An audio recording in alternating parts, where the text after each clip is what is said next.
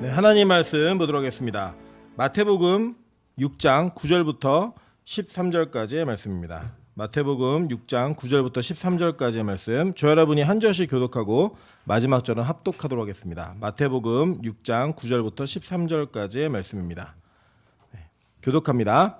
그러므로 너희는 이렇게 기도하라. 하늘에 계신 우리 아버지여, 이름이 거룩히 여김을 받으시오며 나라가 임하시오며 뜻이 하늘에서 이루어진 것 같이 땅에서도 이루어지이다. 오늘 우리에게 일용할 양식을 주시옵고 우리가 우리에게 죄 지은 자를 사하여 준 것 같이 우리 죄를 사하여 주시옵고.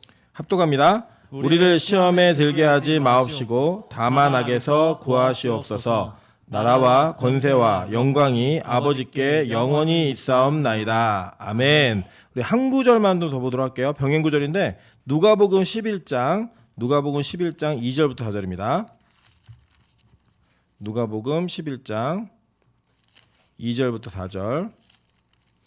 똑같은 본문입니다. 병행 구절입니다. 우리 근데 좀 차이가 있어서 살펴보기 원하니까 같이 보도록 할게요. 자, 우리 교독합니다. 2절부터 4절까지 한 절 한 절 합독합니다. 예수께서 이르시되 너희는 기도할 때 이렇게 하라. 아버지여, 이름이 거룩히 여김을 받으시오며 나라가 임하시오며. 우리에게 날마다 일용할 양식을 주시옵고. 합독합니다. 우리가 우리에게 죄 지은 모든 사람을 용서하오니 우리 죄도 사하여 주시옵고 우리를 시험에 들게 하지 마시옵소서 하라. 아멘. 네, 우리 주변에 있는 분들에게 이렇게 한번 인사하도록 하겠습니다. 당신 때문에 살맛이 납니다. 네, 앞뒤로도 인사하겠습니다. 당신 때문에 행복합니다. 네. 원래 인원이 이 정도예요? 3부 예배 드릴 때? 원래 이 정도였어요? 이거 나이 많은 청년들 가르면은 저 소예배실에 예배 드려야겠는데? 기도를 좀 많이 해야겠네요. 네. 어쨌든 제가 그 청년 사역을 오랜만에 청년부 설교를 준비하면서 기쁨이 있었습니다. 어떤 기쁨이 있었냐면 청년들과 교제할 수 있는 말씀으로 교제할 수 있는 또 공간이 또 열리겠구나 이런 마음도 있었고 또 이제 새로 오실 교육자에 대한 기대감도 좀 있어서 또 오실 때까지 제가 잘 해야겠다라는 마음도 좀 들었습니다. 그래서 새로운 마음으로 좀 했는데 어떤 본문을 할까 고민하다가 우리 이주영 목사님이 사임하시기 전에 다니엘서 하시다 가셨잖아요. 다니엘서 이어서 할까 하다가 또 오시는 분이 언제 오실지 몰라가지고 이걸 또 너무 길게 가져가면 또 다 힘들 것 같아가지고 하다가 안 하면 안 하님만 못한다는 제 소신이 또 있어서 그거 말고 이제 우리 주기도문을 좀 한번 공부를 했으면 좋겠다라는 생각이 좀 들었습니다. 왜 그러냐면 우리가 여러분도 경험하시겠지만 사실 예배를 드리면서 기도하는 생활을 이렇게 절대 분리될 수 없거든요. 근데 이 기도가 대부분 한국 교회가 가지고 있는 한국 성도들이 가지고 있는 기도에 대한 관념이 샤머니즘적 요소가 굉장히 많습니다. 뭐 간단히 요약하면 지성이면 감천이다. 뭐 이런 것들. 그리고 또 저희 찬수가 6살인데 5살짜리 아이한테 인생의 비법을 알려줬습니다. 비법이 뭐냐면 울고 떼쓰면 다 돼. 그러니까 울고 떼쓰라고 무조건. 그러면 다 된다고. 이걸 비법으로 6살이 5살이 전수하는 모습을 보면서 우리가 기도를 좀 그렇게 하고 있지 않나. 막 떼쓰면은 뭔가 얻어내고 뭔가 이루어내고. 그런데 예수님이 분명 우리에게 가르치신 기도가 있거든요. 그 주기도문을 통해서 우리의 기도의 모습과 우리가 진짜 올바르게 어떻게 기도를 해야 되는가에 대한 내용들을 한번 살펴보면서 같이 은혜를 나누고 그 안에서 나의 기도를 다시 한번 점검하는, 그리고 내 기도가 하나님 앞에 상달됨이 있는 그런 은혜를 누리셨으면 좋겠습니다. 그래서 그 내용을 가지고 몇 주에 걸쳐서 한번 살펴보도록 하겠습니다. 먼저는 이 본문이 가지고 있는 좀 특징들을 보셔야 돼요. 특징들을 보시는데 이 마태복음 6장은 예수님이 이 땅에서 제일 먼저 설교하신 산상수훈 안에 포함되어 있는 내용입니다. 그러니까 산상수훈이라고 함은 마태복음 5장부터 7장까지의 내용이에요. 그러니까 예수님이 이 땅에 오셔서 공생애를 사시면서 제일 처음 하신 설교가 산상수훈이고 그 산상수훈을 기록한 내용이 마태복음 5장부터 7장인데 그 안에 6장에 주기도문 부분이 있는 거예요. 근데 이게 도대체 무슨 위치인가? 뭐 산상수훈이 어떤 의미가 있고 어떤 중요성이 있는가? 뭐 이건 좀 보실 필요가 있거든요.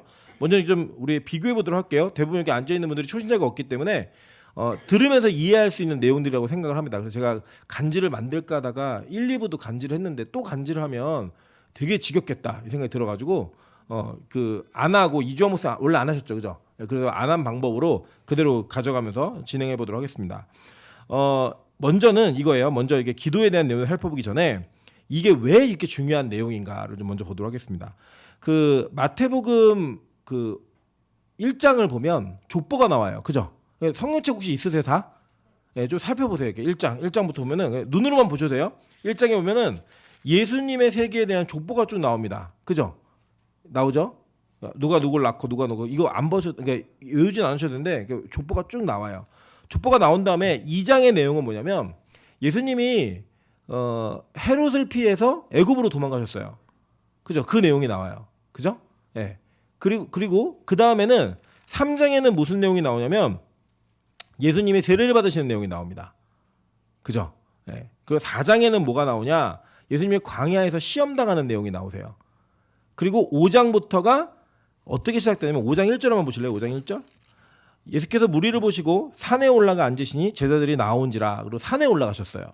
그래서 산에 올라가셔서 설교하신 내용이 5장, 6장, 7장이에요. 자, 그런데 요거를 한번 우리가 출애굽기하고 좀 맞춰볼게요.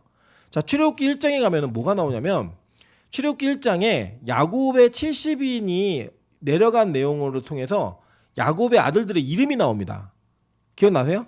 예, 이름이 나오고 그 다음에 뭐가 나오냐면 그들이 애굽 땅에서 살고 있었던 내용이 어떻게 살고 있었나 내용이 나와요. 그 다음에 그 애굽에서 살던 백성들이 출애굽을 합니다. 출애굽을 해서 제일 먼저 그들이 경험한 게 뭐였죠? 출애굽 이후에 제일 먼저 경험한 일. 홍해를 건너는 사건이 나오죠. 근데 홍해 건너는 사건이 무슨 사건이라고 얘기했죠? 세례를 받는 사건이라고 얘기했죠. 그죠? 세례를 받는 사건이 나와요. 그 다음에 이스라엘 백성들이 광야로 들어가죠. 그죠? 신광야 이런 데 막 들어가잖아요. 이 들어간 다음에 도착한 데가 어디예요? 시내산이에요. 그래서 시내산에 올라가가지고 하나님으로부터 뭘 받죠? 십계명, 율법을 받아냅니다. 그죠? 자, 지금 그 출애굽기에 나와 있는 이스라엘 백성들의 여정이 마태복음에 그대로 나와 있는 거예요. 자, 한번 볼까요? 아까 마태복음 1장에 뭐 나온다 그랬죠? 족보. 그리고 출애굽기 시작 때는 명단이 나오죠. 가족들의 명단. 그 다음에 2장에는 뭐가 나오죠? 예수님이 애굽으로 피하셨다. 나오죠. 애굽 생활이 나오죠. 예, 근데 출애굽기도 역시 족보 이후에 애굽의 삶이 나오죠. 그죠? 그리고 난 다음에 이 출애굽을 한 다음에 세례를, 그러니까 홍해를 건너는 사건이 나오죠.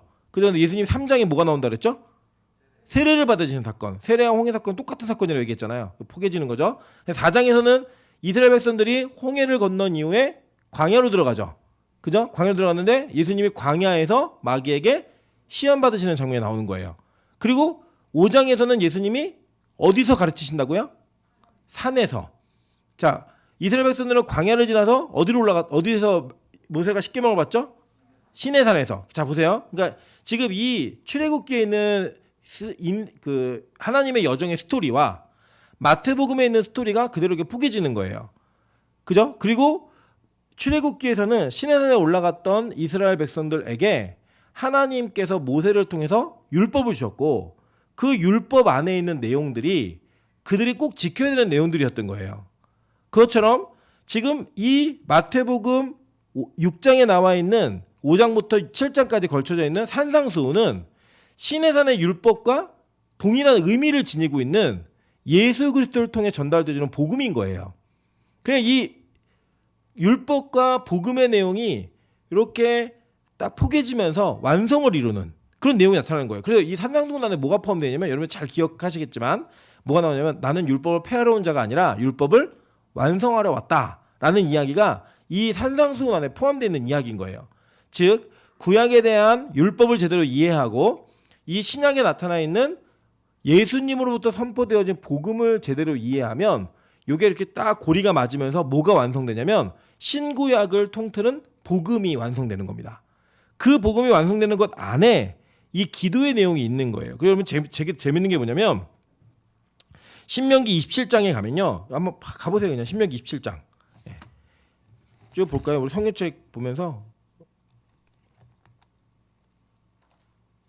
신명기 27장을 펴보시면 27장에 율법의 선포와 함께 하나님께서 에발산에서 저주의 율법을 선포하게 하세요. 한번 저기 볼게요. 어디서부터 보냐면 11절부터 볼게요. 모세가 그날 백성에게 명령하여 이르되 너희가 요단을 건넌 후에 시므온과 레위와 유다와 이사갈과 요셉과 베냐민은 백성을 축복하기 위하여 그리심산에 서고 루벤과 갓과 아셀과 스불론과 단과 납달리는 저주하기 위하여 에발산에 서고 레위 사람은 큰 소리로 이스라엘 모든 사람에게 말하여 이르기를 장색 손으로 조각하였거니와 부어 만든 우상은 여호와께 가증하니 그것을 만들어 은밀히 세우는 자는 뭘 받을 것이다? 저주를 받을 것이다. 이렇게 얘기해요. 그랬더니 모든 백성이 응답하여서 뭐라고 얘기해요? 아멘이라고 얘기합니다. 그 뒤에 볼게요. 16절 부모를 경홀히 여기는 자는 저주를 받을 것이라. 그러면 뭐 백성이 어떻게 했어요? 아멘 했어요. 17절 볼게요. 이웃의 경계표를 옮기는 자는 저주를 받을 것이라. 백성이 어떻게 했죠? 아멘. 그게 계속 반복돼요. 18절에도 저주를 받을 것이다. 아멘. 19절에도 저주를 받을 것이다. 아멘. 20절에도 저주를 받을 것이다. 아멘. 다 저주예요. 저주, 아멘, 저주, 아멘, 저주, 아멘 얘기해요. 28장에는요. 순종하면 복이 어떤 복이 있는가에 대해서 조금 얘기하다가 또 저주로 옮겨져요. 보세요. 19절 보세요. 19절. 28장 19절. 내가 들어와도 저주를 받고 나가도 뭘 받는데요? 네, 저주를 받는데요. 그러니까 지금 이게 내용이 다 뭐예요? 저주를 얘기하고 복하고 이렇게 얘기하는데 복보다는 저주의 강조점이 있는 거예요. 그죠? 자, 그냥 마태복음 5장 한번 볼래요? 마태복음 5장 쭉 넘어가 보세요. 마태복음 5장에 가면요. 1절에 보면 예수께서 무리를 보시고 산에 올라간지 제단에 나온지라 입을 열어 가라사 이르시되 심령이 가난한 자는 뭐가 있나니? 복이 있나니. 자, 4절에 애통하는 자는 복이 있나니. 온유한 자는 복이 있나니. 의에 줄이고 옹호하는 자는 복이 있나니. 그 무슨 복이 나오는 거야? 팔복이 나오는 거예요. 자, 이거 이해되세요? 지금 어떤 구조인지. 자, 구약의 율법은 우리로 하여금 하나님의 말씀을 지키지 않으면 이런 저주가 임할 거야 라고 하는 게 율법의 메인 내용이에요.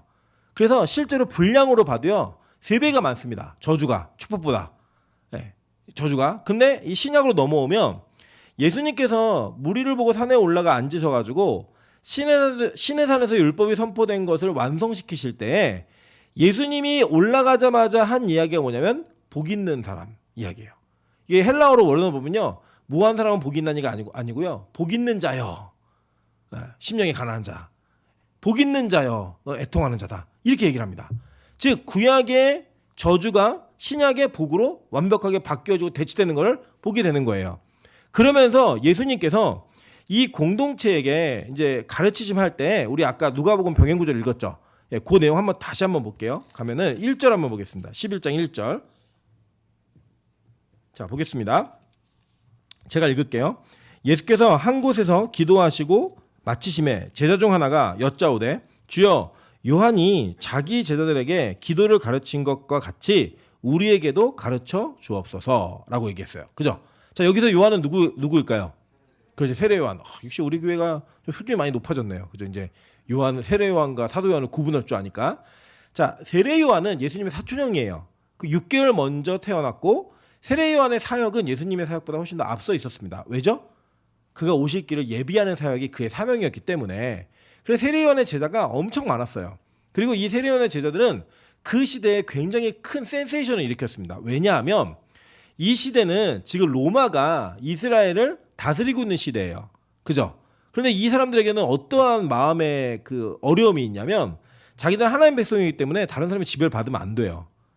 그래서 이 백성들이 굉장히 그 하나님의 백성이라고 하는 것에 대한 자부심과 이거를 자극하면은 문제가 빵 터지는 일이 있었기 때문에 로마가 이들의 성향을 파악을 하고 종교적 자유를 허락해 줍니다. 그러니까 뭐 이 자유가 어떤 자유냐면 어떤 신을 믿어도 된다 이게 아니고요. 너희들의 유일신 사상을 인정해 줄게 이거예요.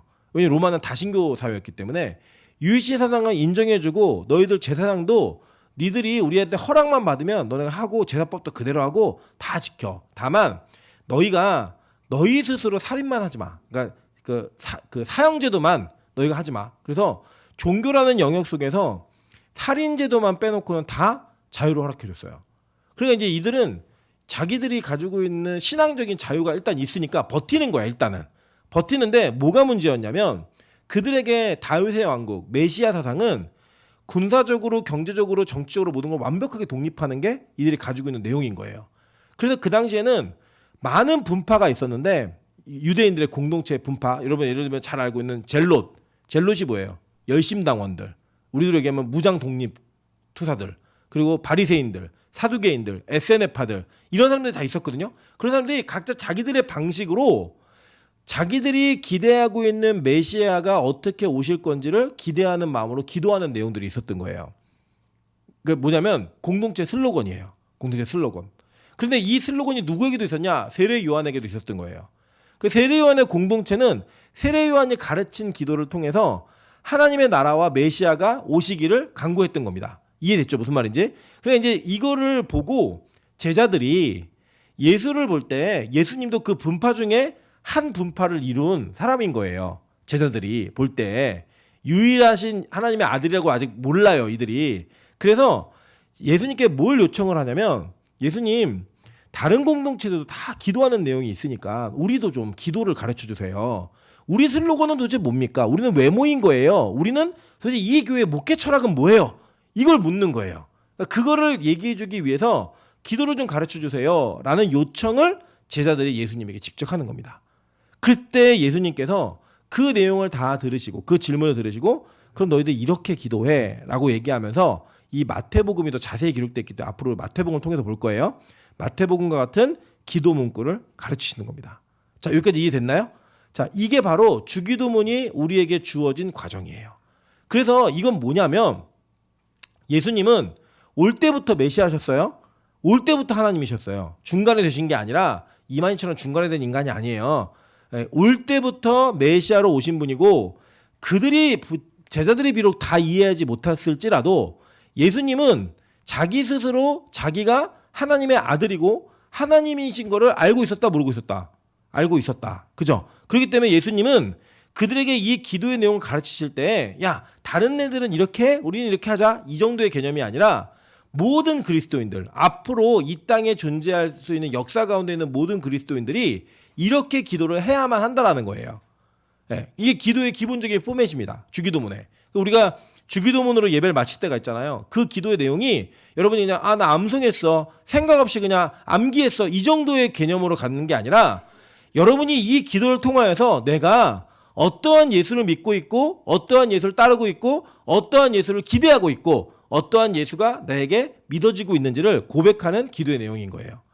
사도신경은 인간이 만든 겁니다. 교회가 만들어낸 거예요. 물론 성령께서 역사하셨다고 믿기 때문에 우리가 그것을 하나님이 주신 게 아니라 인간이 한 거야 이렇게까지는 얘기하지 않아요. 그래서 중요한 건 뭐냐면 이 주기도문은 예수님이 직접 허락하신 거예요. 그래서 어떻게 보면 주기도문의 무게가 사도신경보다 더 무거워야 돼요. 그래서 이 주기도문에 대한 것들을 진지하게 배우고 가르치는 것은 여러분이 어떤 유익이 있냐면 내가 그리스도인이라고 하는 것에 대한 정체성을 확인할 수 있고 그 정체성 속에서 올바른 기도를 하나님과 이어가면서 올바른 관계성을 맺어갈 수 있다는 겁니다. 이게 너무나 중요한 거예요. 그래서 여러분 앞으로 이제 몇 주에 걸쳐서 주기도문을 배우실 텐데 이 주기도문을 통하여서 다시 한번 내가 진짜 그리스도인인지 그리고 내 기도가 올바르게 하나님께 올라가고 있는지를 확인할 수 있는 귀한 시간 되셨으면 좋겠습니다. 자, 그런 차원에서 오늘 이 내용들을 먼저 점검하도록 할게요. 먼저 9절 볼게요. 본문 6장 9절입니다. 그러므로 너희는 이렇게 기도하라. 하늘에 계신 우리 아버지여 라고 이렇게 얘기합니다. 그죠? 네. 자, 하늘에 계신 우리 아버지여 라고 얘기하는데 이게 뭐냐면 번역이 가지고 있는 단점이 있습니다. 단점. 번역은 그 문화권에 담겨져 있는 언어의 의미를 제대로 살리지를 못해요. 제가 예전에 되게 재밌었던 기사를 한번 봤는데 무슨 기사냐면 여러분 황산벌이라는 영화 보셨습니까? 네, 황산벌에서 그 영화의 키워드가 뭐죠? 제일 중요한 단어가 뭐예요? 황산벌에 나온 영화에 거시기. 그죠? 이 전라도 사람들이 저도 이제 되게 신기해요. 작은아버지랑 한번 식당에 간 적이 있는데 작은아버님께서 식당에 앉자마자 아주머니 거시기 좀 주세요 이렇게 얘기하시니까 아주머니가 이게 물병을 갖고 오시는 거예요. 조금 있다가 작은아버지가 또 아니 거시기 좀 주시죠 그랬더니 손수건을 가지고 오시는 거예요. 물수건을. 야 전라도 사람들 신기하다. 동일하게 거시기라고 얘기했는데 우리 박매수 권사님 좀 아시죠? 거시기가 얼마나 통용되는 문화인지. 거시기라고만 얘기해도 웬만한 거 다 해결되는 거예요. 그냥 거시기 그걸 누가 해결을 못해요. 경상도 사람들이 그걸 듣고 이게 도대체 무슨 암호인가 거시기를 한문으로 분석하고 막 이게 얘기를 해요. 이 영화가 나름대로 그래도 비교적 제작비에 비해서 성공을 거둔 영화였습니다. 근데 이 영화가 수출하려다 실패했습니다. 네. 진짜 외국에서 가져가려고 그랬는데 왜 못 가져갔냐면 번역하기가 힘든 거예요. 네. 여러분 영화도 영어에도 저기 사투리가 있는 거 아시죠? 예. 그 헬프미랑 하프미 이런 데도 있어요. 진짜로. 그러니까 우리 뭐 살려주슈 이거 얘기하는 거예요. 그냥. 그러니까 그런 식으로 약간 언어가 담기진 뉘앙스를 번역을 하게 되면 이게 틀어져요. 그러니까 여러분 제가 신천지를 한 방에 물리칠 수 있는 방법을 알려드릴게요. 신천지는 한글 개역 성경으로 자신의 교리를 완성했습니다. 한글 개역 성경으로 옛날 성경 있죠. 우리 쓰던 거 말고. 그래서 신천지가 뭐 논쟁을 하자, 붙자 이렇게 얘기할 때 딱 한마디만 하면 돼요. 그럼 원어 성경으로 대조해서 누가 옳은지 얘기해 볼까요? 이렇게 얘기하면요. 그 한마디도 못 해요. 왜 못하냐면 원어 성경을 한 번도 본 적이 없고 뭔지도 몰라요. 그럼 원어 성경에서 뭘 얘기하면 되냐? 신천지 사람들은 14만 4천 명이 구원받는 숫자라고 믿잖아요. 그래서 그 숫자 안에 들어가야지만 구원받는다고 믿는단 말이에요. 근데 헬라어 원에는요 14만 4천 명이 남자로 기록돼 있어요. 그러니까 14만 4천 명은 남자 공동체예요. 근데 걔네들이 14만 4천의 숫자만 믿잖아요. 얘기해 주세요. 이 헬라어로 이게 남자로 번역돼 있다고. 그러니까 특별히 신천지에 있는 여성도들한테 얘기를 해주세요. 너희들 구원 못 받는다고. 네, 그러면 되게 당황해요. 되게 당황하면서 뭐라고 했냐면 그건 번역된 성경이기 때문에 이게 진리가 이게 하나님의 말씀은 진리는 안 변한다 그래서 아니 그러니까 안다고. 근데 성경 자체가 원래 헬라어로 쓰여 있는데 헬라어 14만 4천 명이 그러니까 헬라어로는 남자로 되어 있다고 이 얘기만 계속 하잖아요. 아무 말도 못 해요. 네, 그 강의해 주시고 오면 돼요. 그냥. 제가 그 강의를 몇 번 써먹었습니다. 이번에도 그것 때문에 엄청 분노했는데 이게 번역을 하다 보면은 약간 이게 말이 틀어지는 내용들이 있어요. 원래 의미가 전달이 안 되는. 14만 4천 명이 남자인데 왜 남자냐면 그 당시에 교회를 전투하는 교회를 대표하는 거예요. 근데 여자가 전투하지 않았잖아요. 남자 군대를 얘기하는 상징이었다고. 그러니까 이 14만 4천 명이 실제 숫자가 아니라 상징의 숫자예요. 그거를 이제 얘기해주고 싶어요. 그 얘기 했던 거예요.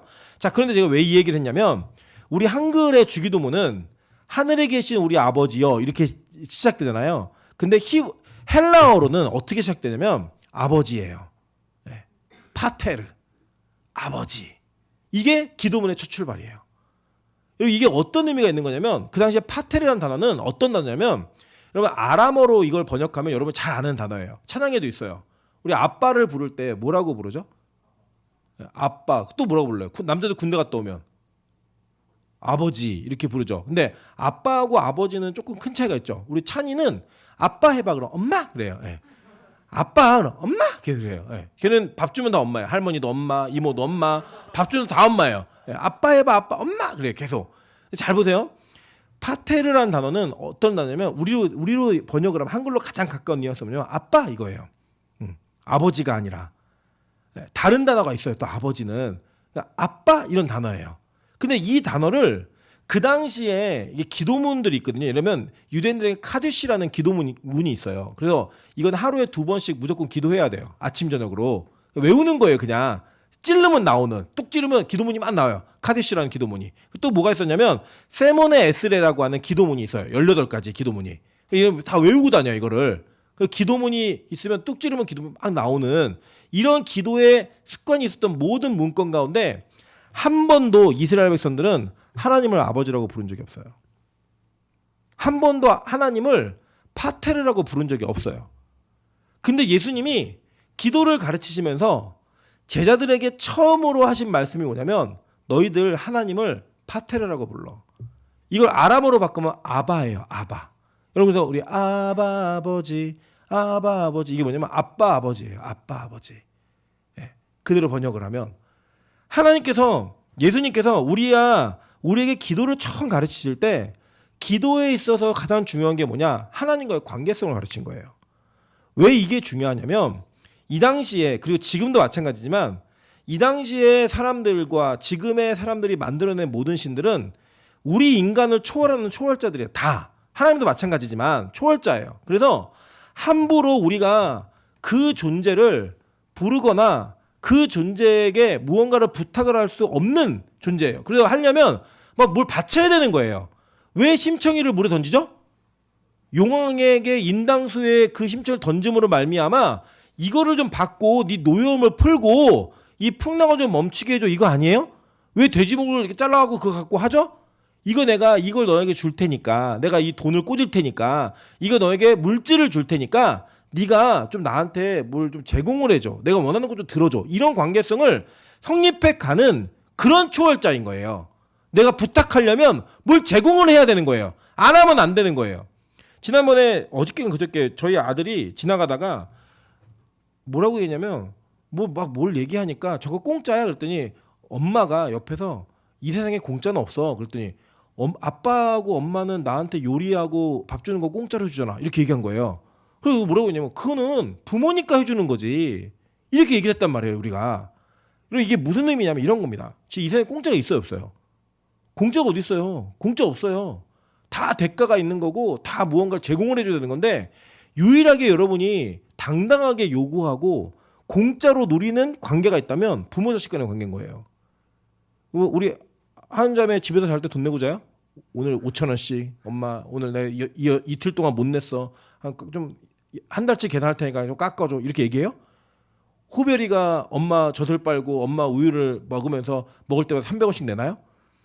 절대 그러지 않죠. 당당해요. 여러분 집에 갈 때 우리 누구야 유빈자매란다. 유빈형제 미안해 이름이 그래갖고 유빈형제 순천에 내려가면 순천 맞지? 순천에 내려가면 집 문 열고 들어갈 때 열고 들어가면서 입장료 내고 들어가요? 당당하게 들어가죠. 들어가서 하는 말이 뭐냐? 엄마 밥 줘. 아빠 밥 주세요. 뭐 용돈 심지어 용돈도 탔어. 경제적으로 독립이 안 돼서 용돈도 다 쓰고. 지난번에도 우리 민정집사도 그 나이 먹고도 엄마가 돈 줬다고 되게 좋아하더라고요. 네.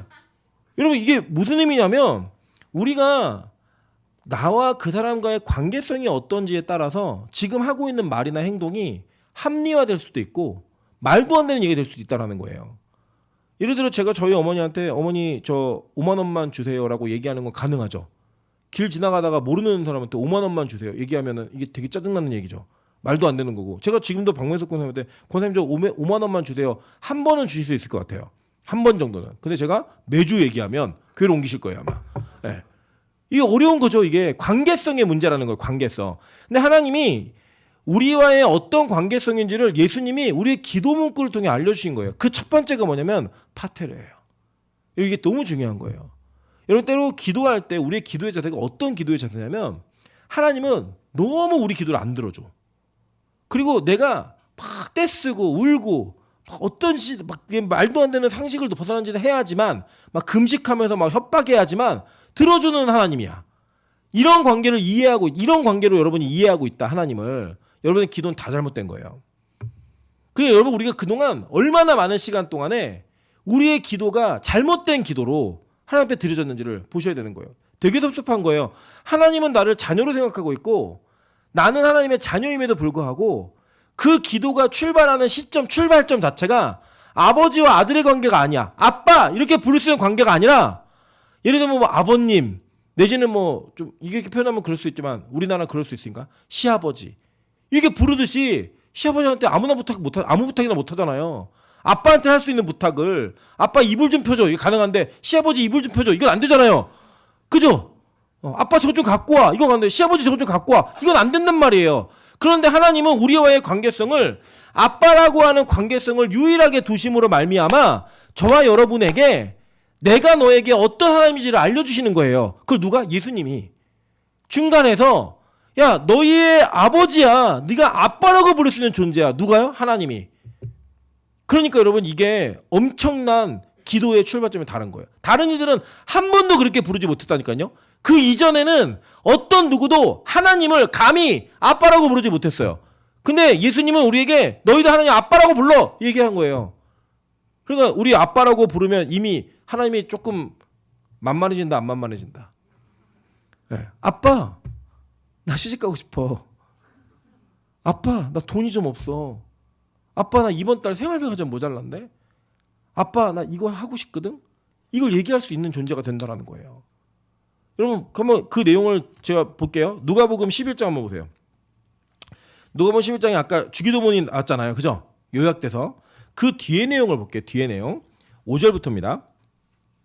또 이르시되 너희 중에 누가 벗이 있는데 밤중에 그에게 가서 말하기를 벗이여 이 떡 세 덩이를 내게 구워달라. 내 벗이 여행 중에 내게 왔으나 내가 먹을 것이 없노라 하면 그가 안에서 대답하여 이르되 나를 괴롭게 하지 말라. 문이 이미 닫혔고 아이들이 나와 함께 침실에 누웠으니 일어나 내게 줄 수가 없노라 하겠느냐 이렇게 물어요. 자 이게 잘 들어보세요. 이스라엘 사람들은 친구의 관계를 맺었다는 건요 생명과 같은 관계예요. 그러니까 여러분 누굴 생각하면 되냐면 여기 다윗하고 요나단 이거 생각하시면 돼요. 그게 친구예요. 그러니까 지금 이게 내용이 뭐냐면 야, 네 친구가 밤에 늦게 너한테 와서 떡덩이를 달라고 부탁을 하는데 그 부탁을 듣고 야 애들 누웠고 나도 다 누워서 나 잠옷 입었어 너 들어오지 마 이게 얘기하지 마 이렇게 얘기할 친구가 있냐는 거예요. 그다음에 친구의 문화가 그런 문화가 아니라는 거예요. 친구의 문화는 어떤 문화냐면 어떤 일이 있어도 내 친구가 부탁하면 들어줘야 되는 거야. 3시든 4시든 5시든 이해돼요? 무슨 말인지? 그 뒤에 계속 볼게요. 내가 너희에게 말하노니 비록 벗됨으로 인하여서는 일어나서 주지 아니할지라도 그 간청함을 인하여 일어나 그 요구대로 주리라 라고 얘기했으니까 이거 야 벗이면은 무조건 줘야 되는 건데 벗이 아니더라도 그 간청함 때문에도 줘. 이 얘기한 거예요. 그 내용은 뭐냐면 간청해라가 아니에요. 간청해라가 아니라 야 하나 이게 벗은 당연히 주는 거야. 벗은 그런 관계가 아니잖아. 이거 반드시 줘야 되는 거야. 이거 먼저 얘기한 거예요. 그다음 그 뒤에 내용 볼게요. 또 내가 또 너희에게 이르노니 구하라 그러면 너희에게 주실 것이요 찾으라 그러면 찾아낼 것이요 문을 두드리라 그러면 너희에게 열릴 것이니 구하는 이마다 받은 것이요 찾는 이마다 찾아낼 것이요 두드리는 이에게 열릴 것이니라. 너희 중에 아버지 된 자로서 누가 아들이 생선을 달라 하는데 생선 대신에 뱀을 주며 알을 달라 하는데 전갈을 주겠느냐. 너희가 악할지라도 좋은 것을 자식에게 줄 줄 알거든 하물며 너희 하늘 아버지께 구하는 자에게 성령을 주시지 않겠느냐 하시니라. 자 이게 이해되죠 이제. 왜 주기도문의 첫 번째 문구가 파테르인지 이해가 되시죠? 너희의 기도가 이렇게 하나님께 응답되는 관계이고 너희가 말만 하면 주시는 분이야. 구하면 받을 수 있는 분이야. 친구끼리도 이게 다 되는데 아버지가 아들한테 안 해줘? 말도 안 되지? 이 얘기인 거예요. 여러분 그러니까 여러분이 기도하는 모든 순간 이 기도가 올바른 기도인지 아닌지는 여러분이 무릎 꿇려 나아가는 순간부터 결정됩니다. 그게 뭔지 아세요? 내 아빠라는 거예요. 그게 여러분에게 안 들어오면 힘들어요. 여러분 이제 이럴 수 있거든요. 제가 아는 권사님 한 분이 자기는 하나님 아버지라는 단어가 너무 힘들었대요. 왜 힘들었냐면 아버지하고의 관계에 상처가 너무 많아가지고 하나님이 아버지인 게 너무 힘들었다는 거예요. 그래서 실제로는 그 모계 사회로 이루어진 곳에서 성경 어떻게 번역했냐면 하나님 어머니로 번역을 했어요. 그 이단 말고 진짜 외국에서 아프리카 지역에 아버지가 누구인지 모르는 사회가 있어요. 근데 이 사회에서는 하나님을 어머니로 번역을 했습니다. 가장 친밀하게 알기 위해서. 그래 중요한 건 뭐냐면 여러분에게 설사 아버지에 대한 기억과 아버지에 대한 추억이 그렇게 좋지 않다 할지라도 이 땅에서 우리에게 하나님께 아버지라고 부를 수 있는 아버지라고 부르는 것이 허락되어진 우리들에게 그 하나님 아버지는 우리가 영화나 드라마에서 보는 다정하고 친절하고 너무 좋은 아버지보다 훨씬 더 좋은 아버지세요. 예. 여러분이 이 세상에는 만날 수 없는 이 세상에 경험하지 못한 그 아버지가 바로 하나님 아버지라는 거예요. 마음껏 부를 수 있는 거예요. 그래서 여러분 기도가 안 되면 그냥 거기서 외치세요. 아빠! 아빠! 이렇게 외치세요. 제가 이게 교회 들어올 때마다 하나님하고 인사를 하거든요. 인사할 때 어떻게 인사하냐면 가끔 이제 성도들이 있을 때는 경건 버전으로 다 이렇게 앉아갖고 무릎 꿇고 다 이렇게 기도해요. 저 혼자 들어올 때 어떻게 인사하냐면 아빠 나 왔어요 이렇게 인사하고 그냥 또 올라가요. 왜요? 우리 아빠예요. 진짜. 저는 그렇게 믿고 있어요. 아빠라고. 그게 바로 우리들의 신앙의 기도의 첫 출발이어야 된다는 거예요. 저 우리 빛가서공교회 우리 젊은 청년들에게 올바른 기도가 출발점이 올바르게 설정되기를 간절히 축원합니다. 여지껏 여러분이 하나님을 어떤 존재로 생각했는지 전 잘 모르겠어요. 그러나 이 말씀이 여러분에게 자극이 되었으면 좋겠습니다. 어떤 자극이냐? 다른 거 아니에요. 하나님이 내 아버지라는 거예요. 내 아빠라는 거예요. 특별히 우리 여기 뭐 형제자매도 있지만 이제 부모님과 헤어져서 부모님을 잘 만날 수 없는 이 관계 속에서 하나님이라는 분을 부를 때 이 세상 그 무엇과도 비교할 수 없는 따뜻함의 단어가 오갔으면 좋겠는 거예요. 하나님 아빠, 우리 아빠죠. 내 아빠잖아요.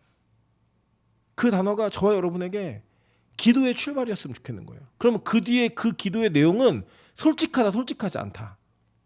솔직한 거죠. 여러분 왜 우리가 대표 기도를 하면 미사여구를 동원하고 글을 쓰고 왜 그러는 줄 아세요? 왜 기도를 못하는 줄 아세요? 하나님과의 관계가 아빠가 아니라고 생각하니까 그런 기도가 나오는 거예요. 왜냐? 멋진 기도를 해야 되는 거예요. 누가 들어야 되니까? 사람들이 들어야 되니까. 왜 그 기도가 솔직하게 안 되죠? 다른 거 아니에요. 하나님이 아빠가 아닌 거예요. 그러니까 내 죄악의 문제와 내 어려운 문제가 다 나오지 못하는 거예요. 나의 진짜 실제로 필요한 문제가 다 토설되지 못하는 거예요. 근데 잘 기억하세요. 하나님은요, 여러분의 아버지이십니다. 아니, 하나님은 여러분의 아빠이십니다. 네. 아빠. 제가 되게 감격스러웠던 날이 뭐냐면 찬수도 엄마를 먼저 했어요. 네. 찬수가 아빠라고 불렀을 때 되게 감격이 있었어요. 진짜로. 저는 더 감격스러운 날이 있을 거라고 믿어요. 찬이가 저에게 엄마가 아니라 아빠라고 부를 때 저한테 되게 큰 감격이 있을 것 같아요. 오늘 우리 하나님한테 좀 애교 좀 부려봅시다. 예. 집에서 애교 부리면 아버지가 집을 나가시잖아요. 그죠? 예. 뭔 짓이야! 이러면서 막 이제 혼나기도 하고 그런데 오늘 하나님한테 처음으로 아빠 한번 이거 불러봅시다. 그래서 여러분의 기도가 여러분의 호칭, 하나님을 향한 호칭이 그렇게 불려졌을 때 하나님께서 그래, 너 내 새끼 맞지? 그래도 내 새끼잖아. 내가 사랑하는 우리 딸, 내가 사랑하는 우리 아들. 이렇게 대화가 오고 갔을 때 여러분의 기도는 좀 더 깊어질 거고 여러분의 기도는 올바른 방향으로 갈 거라고 믿습니다. 여러분 그렇게 기도하는 우리 빛가수군교회 청년들 되시기를 주님의 이름으로 축원합니다.